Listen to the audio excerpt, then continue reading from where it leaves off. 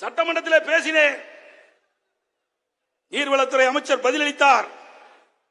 இதில் ஒண்ணு ஆகாது அப்படின்னு சொன்னார். ஒண்ணு ஆகாதுன்னா நீர்வள கமிஷன் எதற்காக காவிரி மேலாண்மை ஆணையத்திற்கு விளக்கம் கேட்பான? இன்றைக்கு காவிரி மேலாண்மை ஆணையம் ஒரு தீர்மானத்தை நிறைவேற்றி இன்றைக்கு மத்திய நீர்வள ஆணையத்துக்கு அனுப்பப்பட்டிருக்கின்றது. அப்படி ஏதாவது அனுமதி கொடுத்து விட்டால், மேகதாவிலே அணை கட்டப்பட்டு விட்டால் டெல்டா மாவட்டம் பாலைவனமாகிவிடும் என்பதை எச்சரிக்கின்றேன்.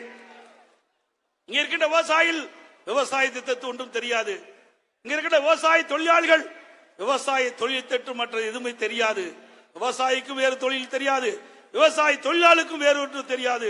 அது இப்படிப்பட்ட நிலைமையிலே நாம் காப்பாற்றி பல ஆண்டு காலமாக போராடி உச்சநீதிமன்றத்திலுமாக நல்ல தீர்ப்பை பெற்று காவிரி மேலாண்மை ஆணையம், காவிரி நீர் முறைப்படுத்த குழு நாடாளுமன்றத்தில் அழுத்தம் கொடுத்து பெற்று தந்த ஒரு அருமையான நிலையை இன்றைக்கு இந்த விடியா திமுக ஆட்சியிலே பறிபோய்விடுமே என்ற அச்சத்தின் அடிப்படையிலே உங்களை எல்லாம் அழைத்து இந்த கண்டன ஆர்ப்பாட்டத்தை நடத்தி கொண்டிருக்கின்றோம்.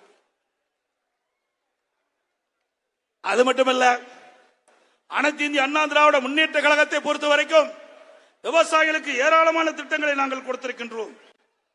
இன்றைக்கு அனைத்து இந்திய அண்ணா திராவிட முன்னேற்ற கழகம் ஆட்சியில் இருக்கின்ற பொழுது விவசாயிகளுக்கு கடன் தள்ளுபடி, இதே புரட்சி தலைவர் அம்மா இருக்கின்ற பொழுது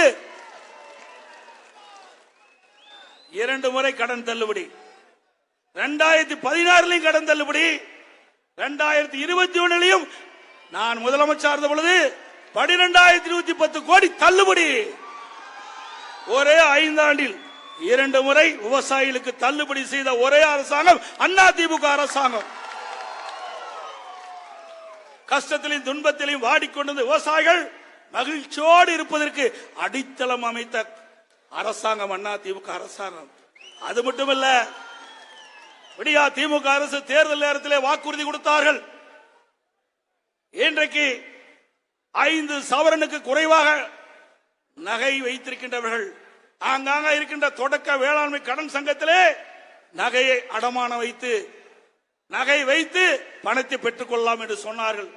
அந்த அடிப்படையிலே நம்முடைய தாய்மார்கள் சகோதரிகள் தங்கள் அணிந்திருந்த நகையை அங்க இருக்கின்ற தொடக்க வேளாண்மை கூட்டுறவு சங்கத்திலே வைத்து பணத்தை வாங்கி செலவு செய்து விட்டார்கள்.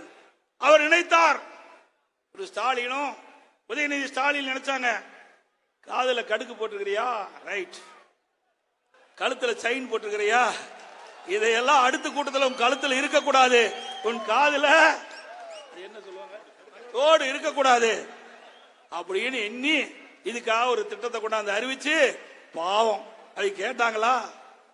கழுத்துல போட்டிருந்த நகை, அழகா போட்டுட்டு இருந்த நகை, இரவுகள் பாராமல் ரத்தத்தை வீரையாக சிந்தி உழைத்து அதுல வாங்கின தங்கத்தை கழுத்தில் அணிஞ்சு காதுல தோடா போட்டிருந்தாங்களே, அது கூட பொறுக்க முடியாத திரு ஸ்டாலின் உதயநிதி ஸ்டாலினும் எல்லாம் அடமானம் வச்சு செலவு செஞ்சு என்னாச்சு? 48 லட்சம் பேர் அடமானம் வச்சாங்க. அது வெறும் 13 பேருக்கு தான் தள்ளுபடி.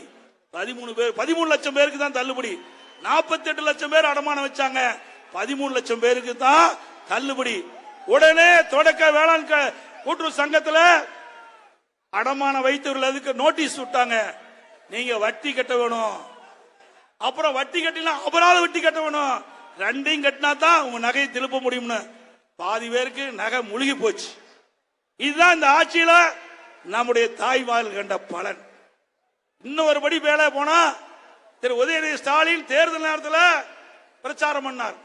அப்ப தாய்மார்கள் எல்லாம் பார்த்தார், அம்மா நீங்க கழுத்துல நகை அணிச்சிருக்கிறீங்க, ஏன் இன்னும் தொடக்க வேளாண்மை கூட்டுறவு சங்கத்துக்கு போய் நகையை வச்சு பணம் வாங்கலையா?